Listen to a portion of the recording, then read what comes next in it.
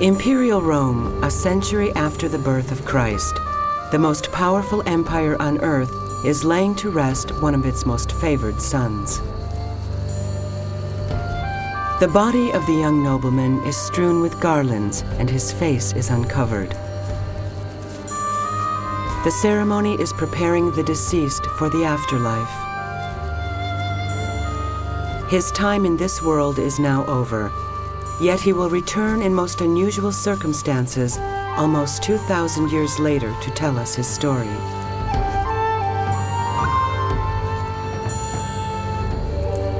He won't be alone.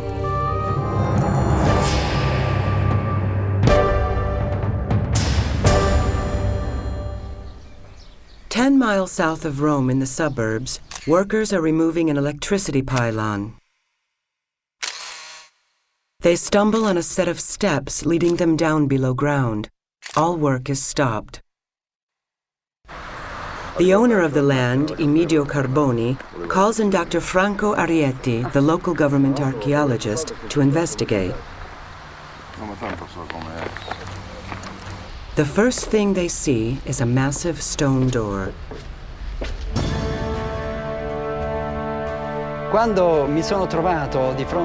When I was face to face with this intact door, I was very excited.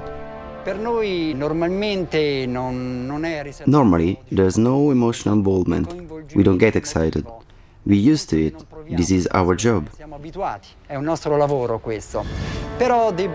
But I must admit that I was extremely surprised to see an intact seal, metal pieces still there.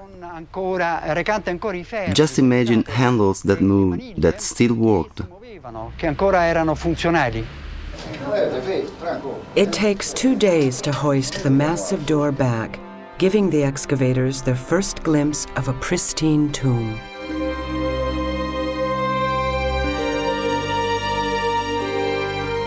The tomb is 100 square feet. It contains 2 stone coffins. The position of the coffins is the first clue to its occupants. It was a custom in Roman tombs for the first coffin to face the entrance.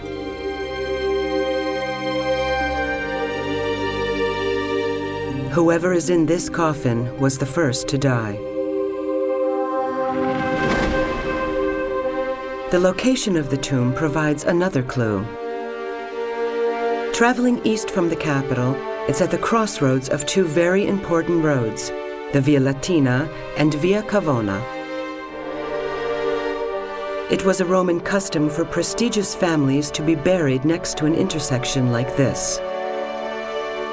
It's an opportunity to flaunt the family's prestige. The mausoleums and the inscriptions are a way of advertising the dead. Experts set to work on the inscriptions. On the first coffin is the inscription Carviglio Gemello. Carviglio is the term used to commemorate someone called Carvilius. The O at the end of Gemello tells us he is male. On the second coffin is the name Aebuzia Quarta. The A at the end of Aebuzia indicates that she is female.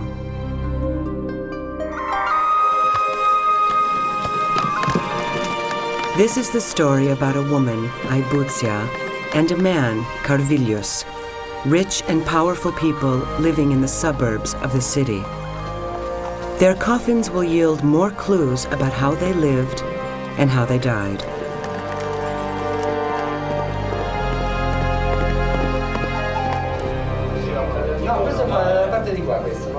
The lid of Aebuzia's coffin is cracked. There is evidence of an attempt to repair it at the time of the burial. Still, it means that the contents may be damaged.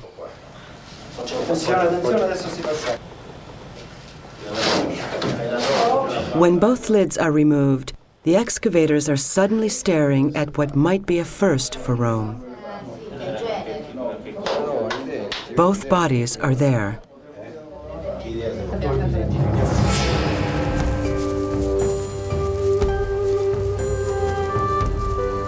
After almost 2,000 years, their bodies should have reverted to bone fragments and dust. It's rare to find preserved bodies in the Roman Empire. Carvilius and Aebuzia are the most well-preserved find in recent times. But it's not yet clear whether their preservation is due to natural causes or whether they were intentionally mummified.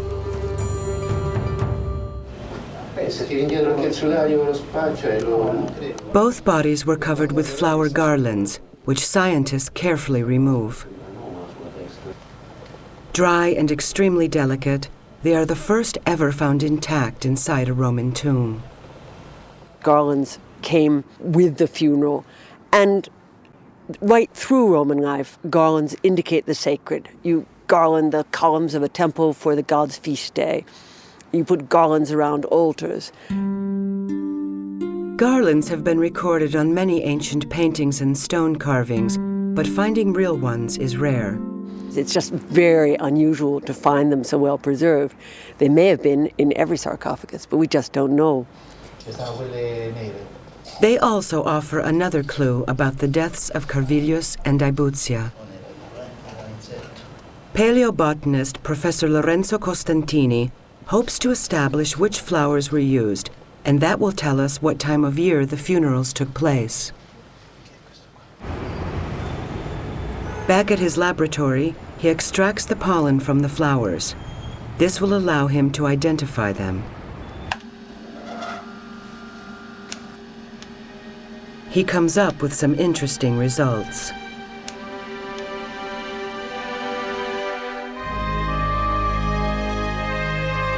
Both coffins contained similar flowers: roses, violets, and lilies.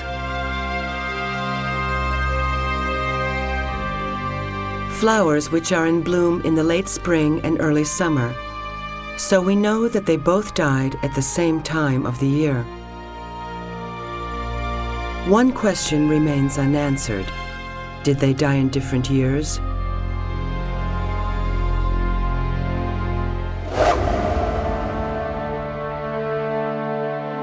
On Aebuzia's body, scientists make another discovery.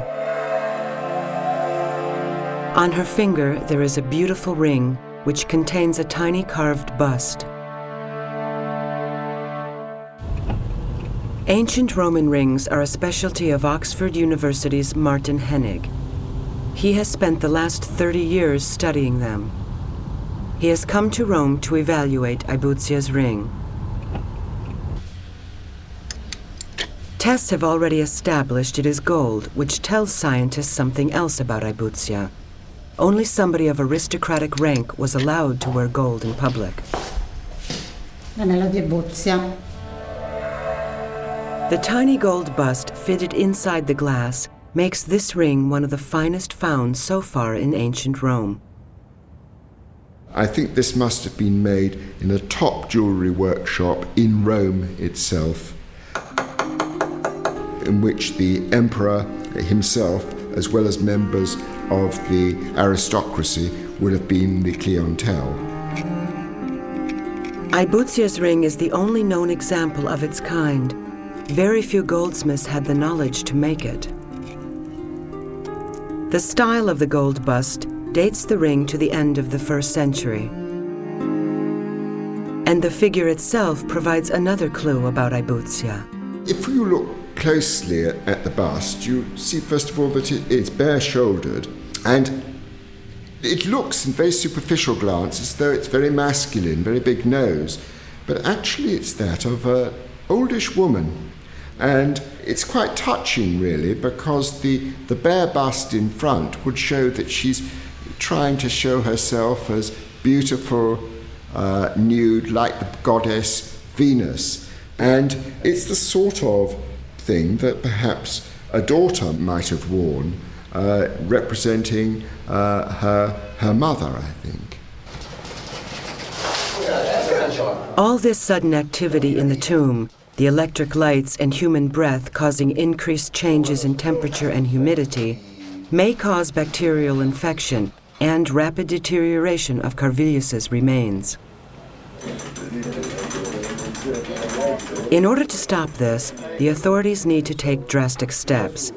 Plans are made to transport Carvilius in his coffin to the anthropological laboratory for intensive investigation and conservation. Aibuzia's remains, which have already been removed from her coffin, will follow.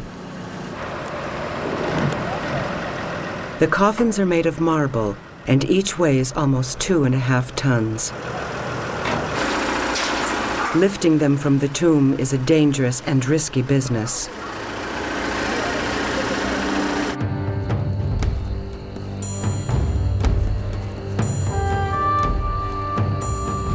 At the end of the 1st century AD, important Romans were cremated.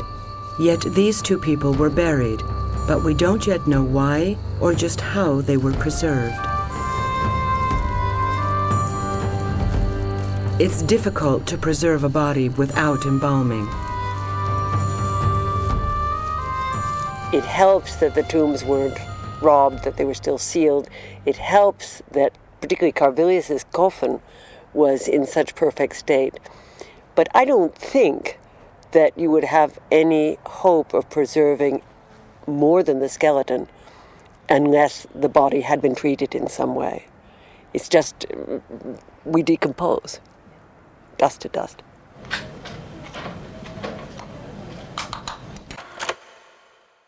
Once in the lab, samples taken from the coffins bring a fresh clue for the scientists about how the bodies were preserved. Traces of myrrh are found in the coffins. Dr. Mauro Rubini, the anthropologist in charge of the mummies, is trying to find out why it is there. He calls in an expert on ancient preservation techniques, Laura Chioffi of Naples University. She knows the source of the myrrh and what it was used for.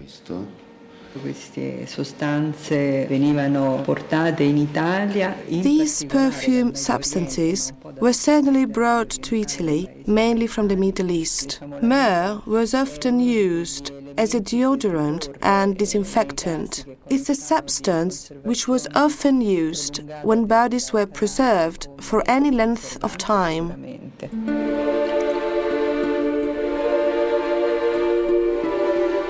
It was mixed with oils and rubbed into the body to help prevent the odor of decomposition during funeral ceremonies. Rubini has also discovered a substance soaking the shrouds, colophony. Colophony is a basic element of turpentine, and turpentine is still used today for embalming and mummifying.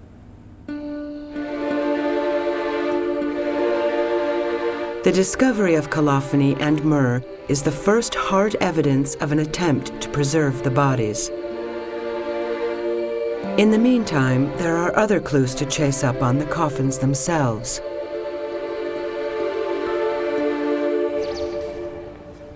Professor Maria Grazia Granino is Rome's leading expert on ancient inscriptions. She may be able to shed light on the mysterious letters on the coffins. This would help identify the mummies and narrow down the period in which they lived. The family names inscribed on Aibuzia's coffin provide many clues about her family. Here on the first line, we read her name, Aibuzia Gaifilia Quarta. That's Aibuzia Quarta, daughter of Gaius. The inscription also shows Aibuzia is the mother of Antestia Balbina. And it is her daughter's name which provides a vital clue about the family. Ancient Roman records show Antestia Balbina was connected on her father's side to an important and wealthy family called Funisulanos. Lucius Funisulanos Vetonianus reached the top of the Roman power structure. He became governor of Africa, second only to the emperor himself.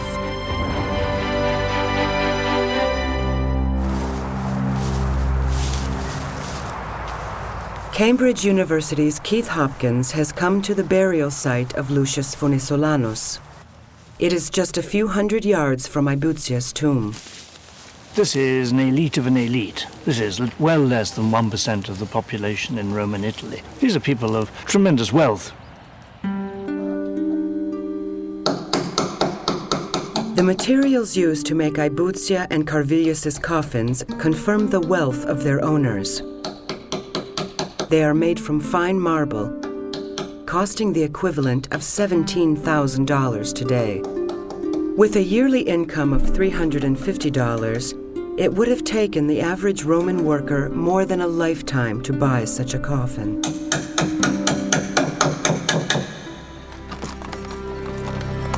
The inscriptions have more secrets to reveal about Aebuzia's life. There is another vital piece of information about our characters. In the last line, she is said to have been the pious mother of 2 people. As well as her daughter Antestia Balbina, she also had a son. His name was Carvilius Gemellus.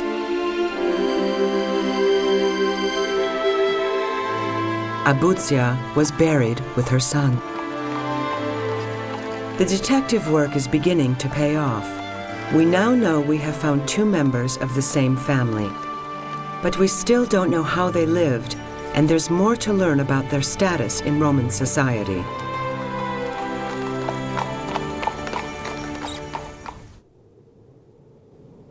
With the bodies safely in the labs, the scientific detective work is now in full swing.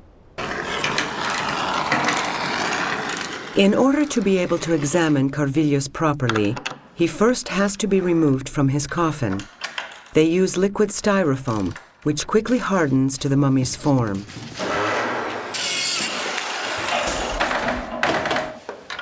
Then invert it to remove him. An even more tricky task. But eventually, he's removed from his coffin.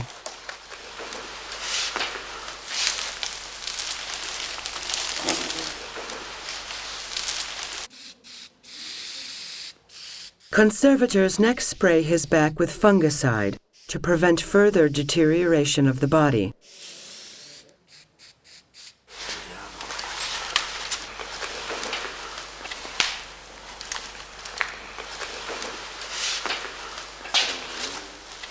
Carvilius's body is better preserved than Aebuzia's, with both skin and hair visible, though his chest is split wide open.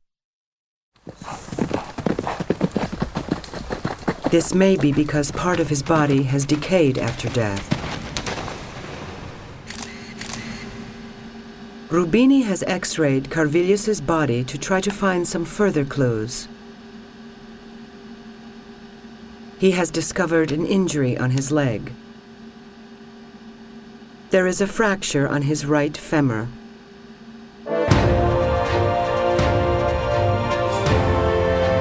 So he may have died of a wound inflicted during a struggle or a major battle.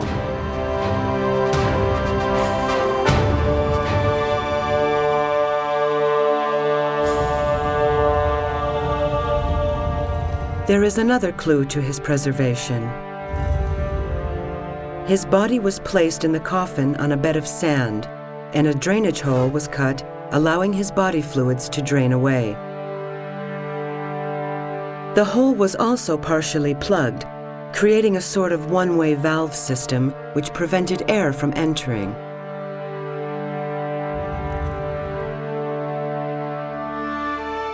Scientists are now convinced that efforts were clearly made to preserve Carvilius and Aebuzia's bodies, but they remain unsure if the bodies were mummified or embalmed.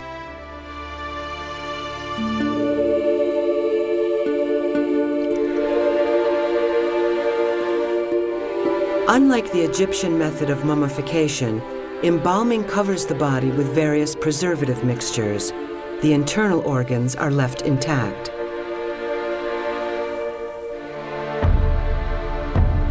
Few preserved bodies have ever been found in the Roman Empire.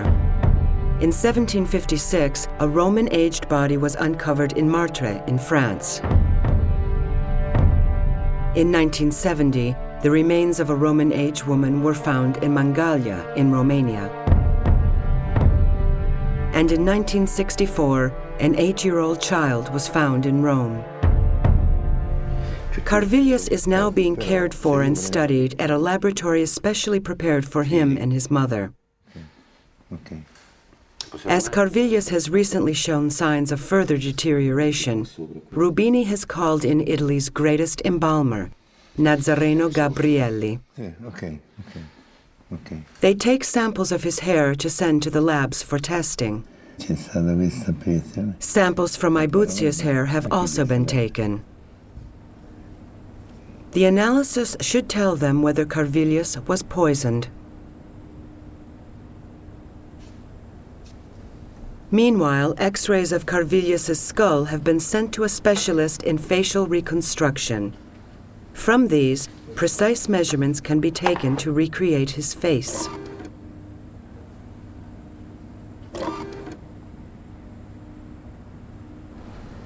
Rubini turns his attention to Ibuzia. Her body has decayed extensively, perhaps due to moisture penetration through the crack in her coffin's lid. All that remains are her bones, and it looks as if her body is burned on the front, but nowhere else. But her hair is still perfectly preserved and covered by a superb fine gold net. The archaeologists are perplexed. How is it that her hair is intact, but her ribcage is burned? She might have died a violent death and then been laid carefully to rest by her loved ones.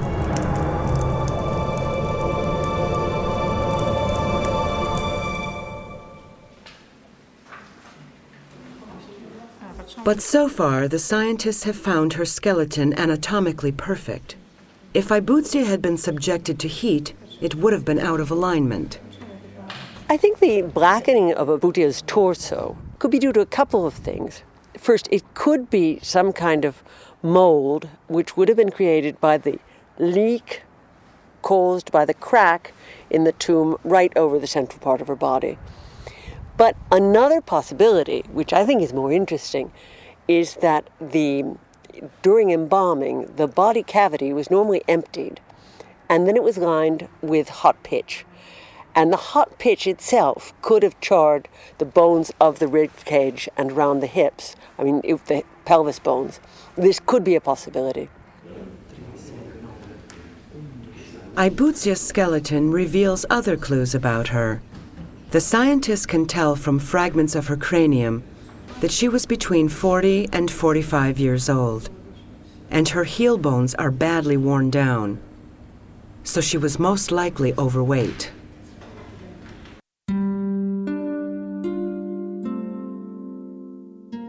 Or she might have worn wedged heel shoes called coturni, which placed a lot of pressure on the heels. They were very fashionable in Rome at the time, though probably not so comfortable for country life.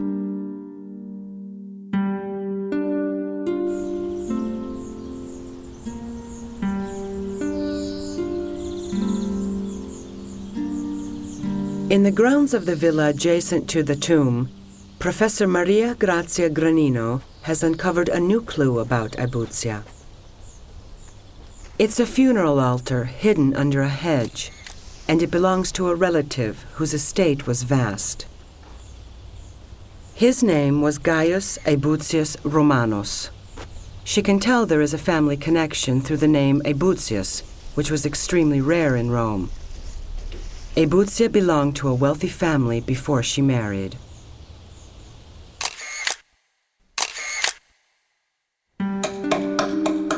Granino has also found key differences in the coffins of Aebuzia and Carvilius.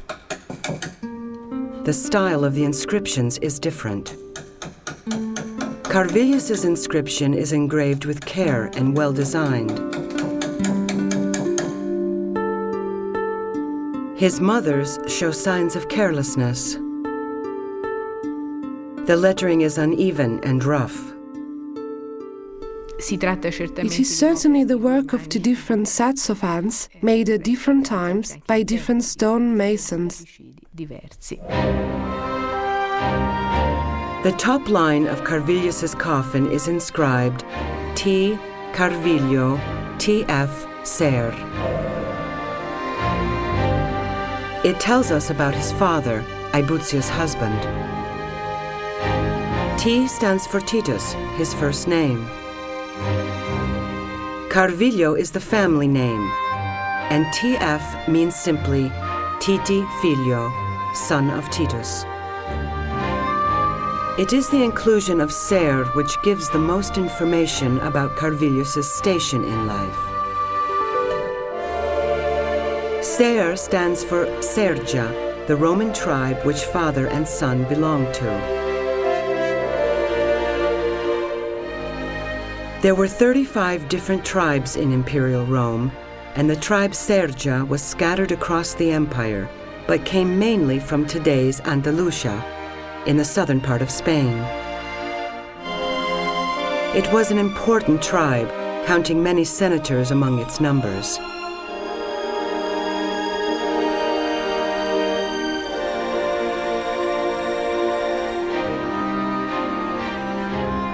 Between the ages of 16 and 18, young Romans stepped into manhood. They went through a series of initiation ceremonies. Like all other Roman boys, before coming of age, Carvilius wore an object called a bulla, a gold locket containing charms to ward off evil spirits.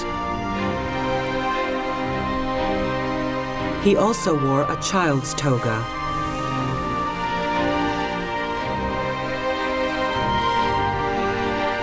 During the ceremony, the young man was redressed in the toga of an adult.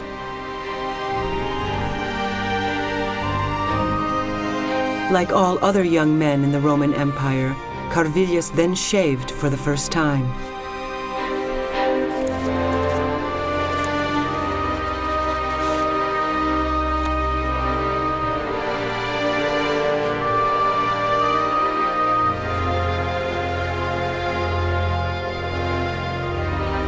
His father would have taken him to the office of the official censor, where he would register to vote.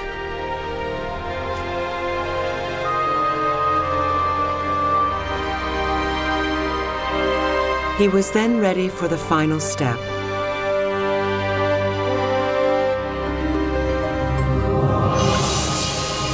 Carvilius took his recently shaved beard to the Temple of Jupiter on the Capitol.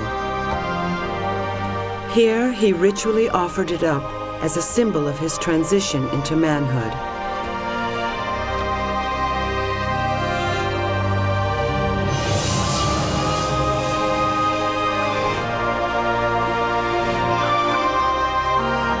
The inscription on his coffin shows that Carvilius was 18 years and 3 months old when he died.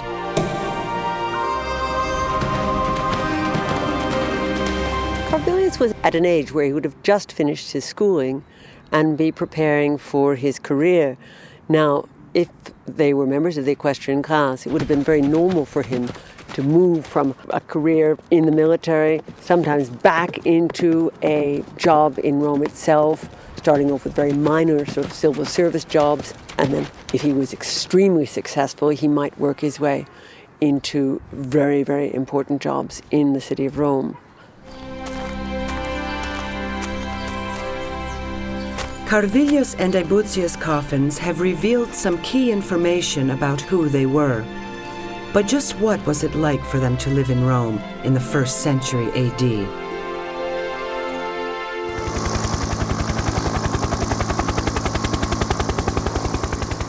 Today, the city of Rome extends over 496 square miles. It has a population of 3 million people.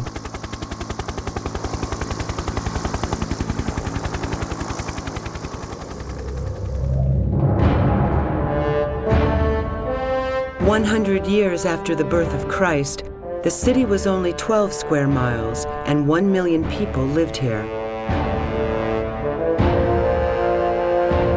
Rome was at the height of its splendor. The capital of the greatest empire on earth was the most populous of the entire ancient world. There were 423 neighborhoods, 1,400 fountains, more than 4,000 enormous statues, as well as circuses and amphitheaters, like the Colosseum.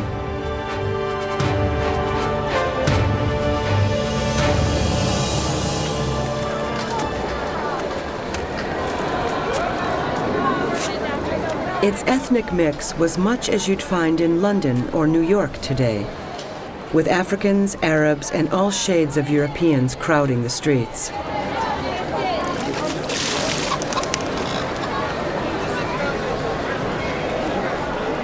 You could buy almost anything in its busy markets, but it was incredibly noisy and riddled with crime.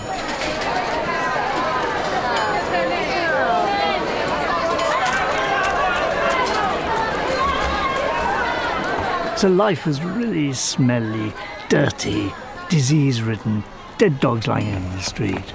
And so people dying quite often. It's really high mortality, rather like a large American city, probably the beginning of the 19th century, middle of the 19th century. While the masses lived and worked in overcrowded squalor, wealthy citizens like Carvilius and Ebuzia often sought refuge in the cleaner, healthier suburbs outside the city. The area where the tomb was found, called Tusculum, has been well known since ancient times. Some 10 miles from the center of Rome, along the Via Latina, Tusculum was a residential area designed for the rich and the powerful who could afford to spend their lives away from the city.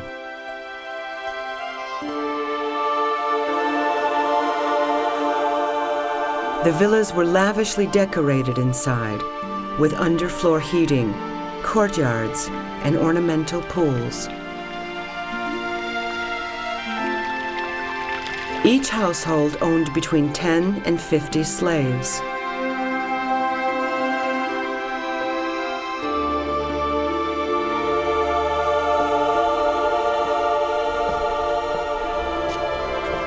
It was the custom for women like Ebuzia to become engaged as young as 12 years old. But once they had reached 25, they could divorce. Even during marriage, there was a great deal of liberty. The Roman upper class were notorious for the freedom of their morals.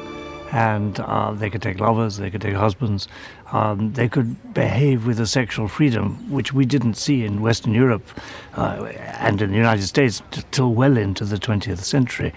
So, yes, they could behave almost as they wished, and many did. Ebuzia's children have different surnames, so we know she had married twice. She was then either widowed or divorced.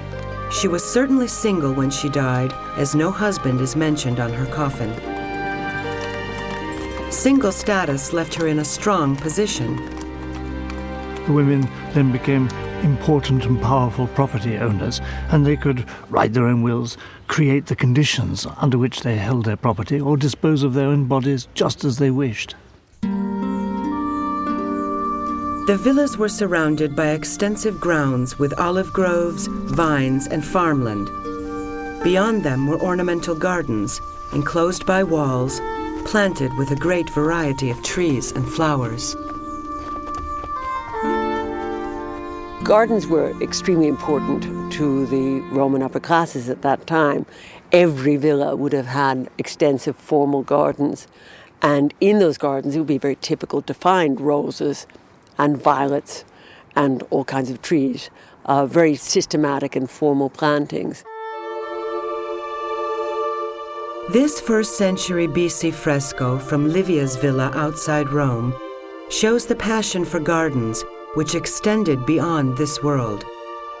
Romans believed in the heavenly gardens of Elysium, or paradise, where the dead would gather to feast, dance, and enjoy divine music and sport. There were special rituals to help the dying reach these heavenly gardens.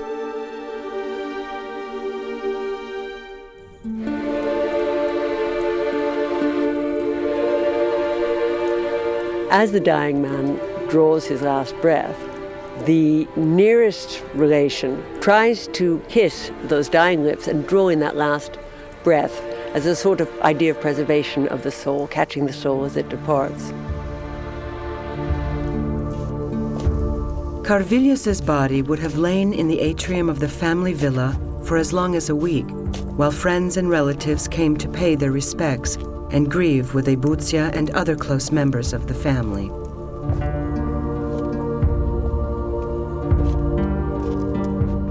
None of these funeral rituals explain why Carvilius and Ebuzia were deliberately preserved rather than cremated, which was the custom at the time.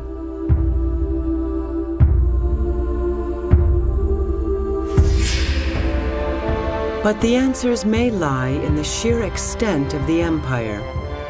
By 100 AD, the Roman Empire stretched from the deserts of Egypt in the southeast to the Scottish border in the northwest.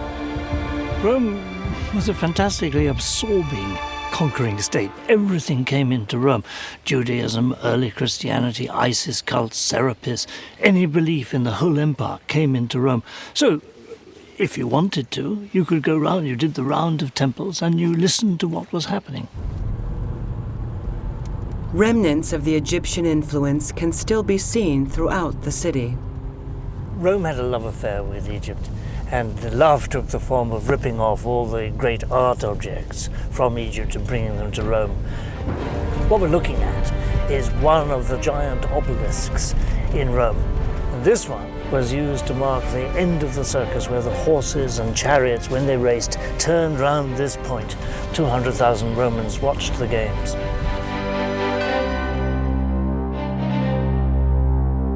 Ebuzia and Carvilius lived during an age where the influence of Egypt was at its height.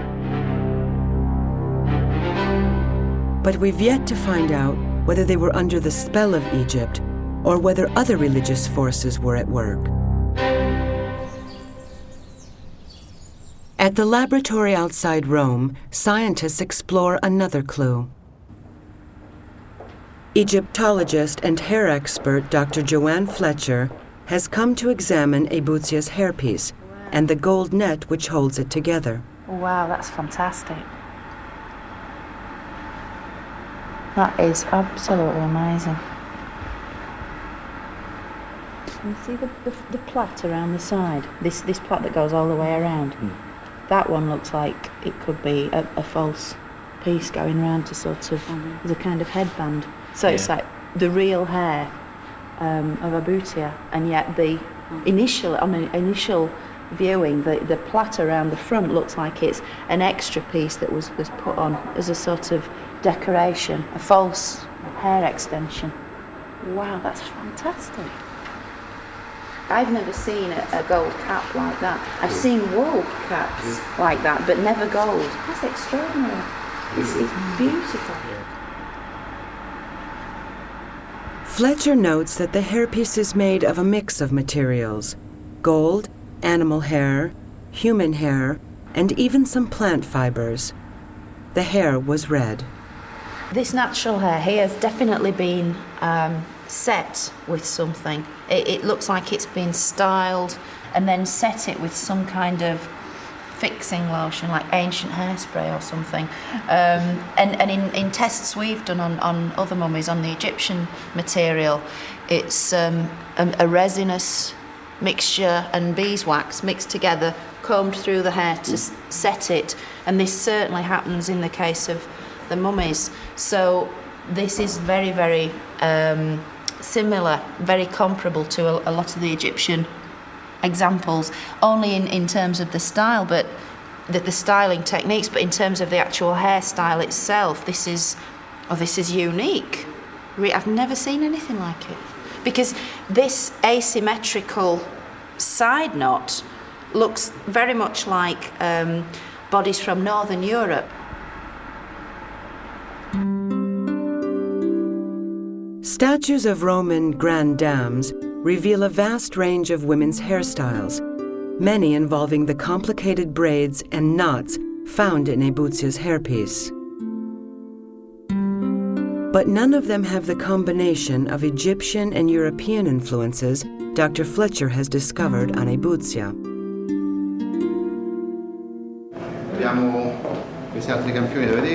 Fletcher next visits Professor Costantini's laboratory to examine the scanning electron microscope photos he has taken of the hairpiece.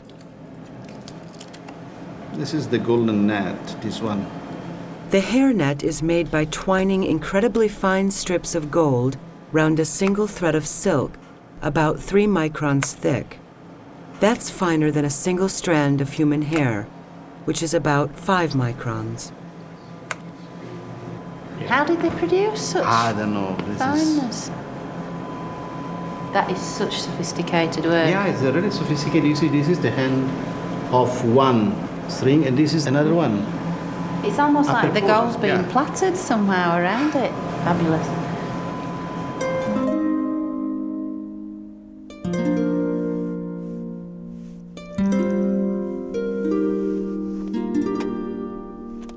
We've got a lady of fashion, but perhaps a kind of over-gilded lily, if you like. Obviously, someone who was very, very wealthy from the condition of the clothing, the gold net on the hair, the very carefully styled hair, which must have looked quite attractive beneath this kind of golden hairnet. Must have really sparkled in the sun.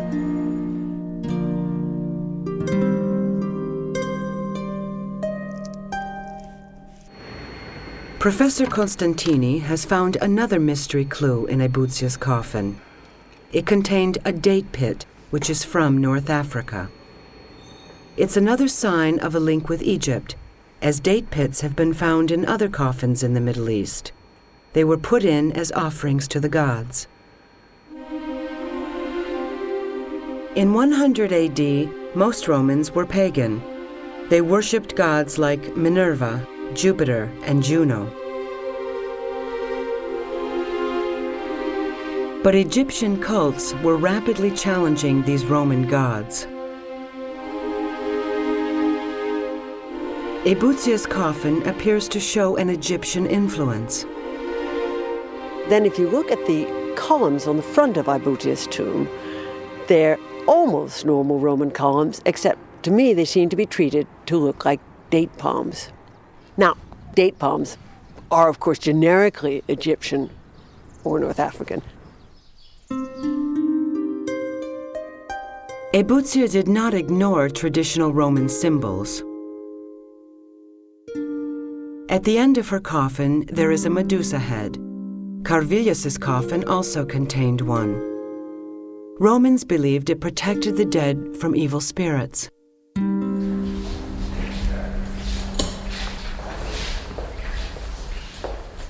The first results from the tissue samples taken from Carvilius have come back to the lab. Tests show that he didn't die of a major illness. So it's still a mystery what killed a healthy 18-year-old. Was it an accident? Was he murdered? Scientists will continue to sort through tests on his hair in the hope of ascertaining whether he was poisoned.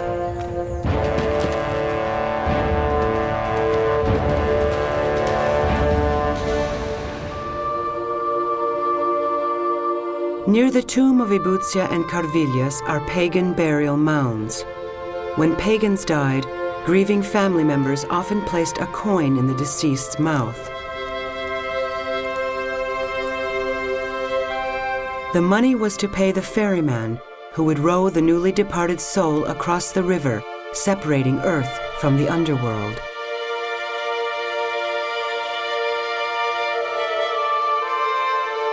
Yet neither Carvilius or Ebuzia had coins in their mouths.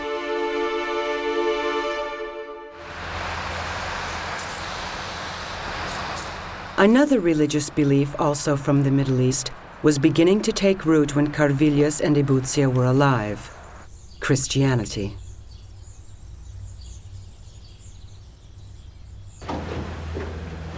There are Christian catacombs no more than 200 yards from their tomb. Professor Hopkins is looking for any signs of a connection. We like to think of people as, are they Christian, are they pagan, are they Jewish, do they belong to the Isis cult? Not quite sure that people in antiquity, well, not all people thought exactly like that. So we find Christians getting buried right next to pagans, and you get the cults mixed up. At the end of the 1st century AD, there were very few Christians in the Roman Empire. Just 10,000 out of a total population of 60 million. Hopkins believes it's more likely that Carvilius and Ibutia were influenced by the more popular beliefs of the time.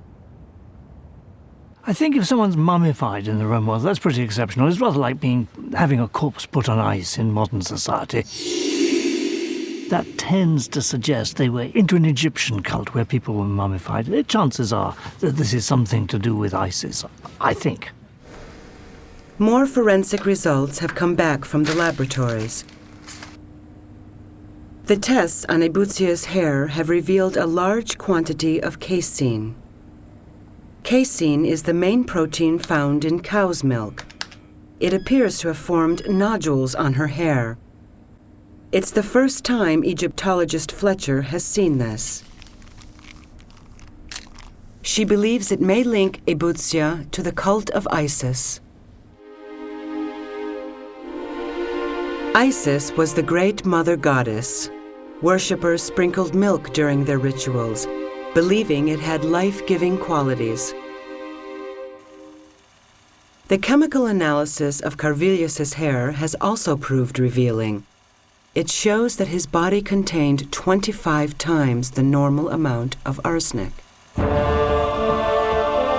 Deliberate or accidental, it was the most likely cause of his death. The reconstruction on Carvilius's face is almost complete. From the X-ray of his face, scientists are able to rebuild his lower jaw by matching where his teeth would meet.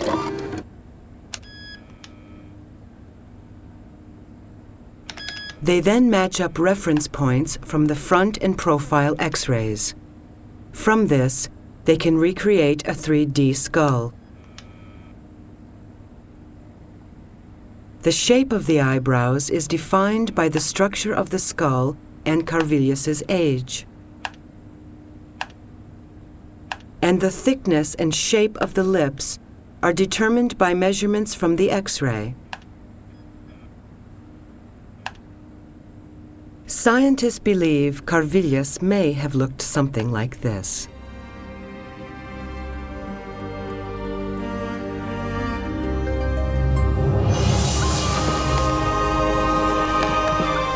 Ibutia and Carvilius belonged to one of the most important and aristocratic families in the Roman Empire. They lived in an age when the influence of Egypt was at its peak. That their bodies survived at all is little short of a miracle. They lived in a warm Mediterranean climate, conditions which cause the rapid deterioration of the body.